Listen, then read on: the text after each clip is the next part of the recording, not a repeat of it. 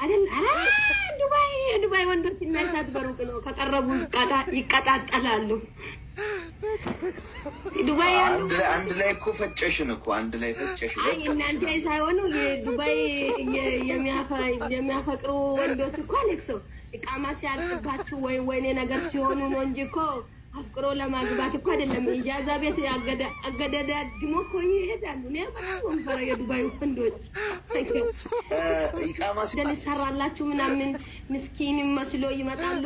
ከዛ ኢቃማው ምናምን ሁሉም ነገር ሲያልቅላችሁ ስኪን ቢላው ነው የሚሄዱ። ጌታ በጣም ወንፈራ። እኔ ማለት ውስጥ ወንድ ፍቅር ምናምን ካለም ወንድ ቢጠፋ አይነካካኝ ጉድፈላ በቃ ይኸውላችሁ፣ አሁን እዚህ ማራት አሁን የምንኖር ሰዎች በቃ ተወቀጠን አንድ ላይ በላው።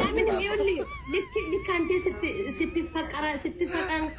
ስትፈቅራችሁ እኔ ማንጀ ፍቃር ሊጀምር ነው በቃ ሀያም ኮቶት አብሮ ይመጣል። ማንጀ ፍቃር ሊጀምር ብዬ ደሞዟ እስከምትደርስ ድረስ ይሄ ካምፓኒው ስራው ምኑ ብዙም አይነፋም።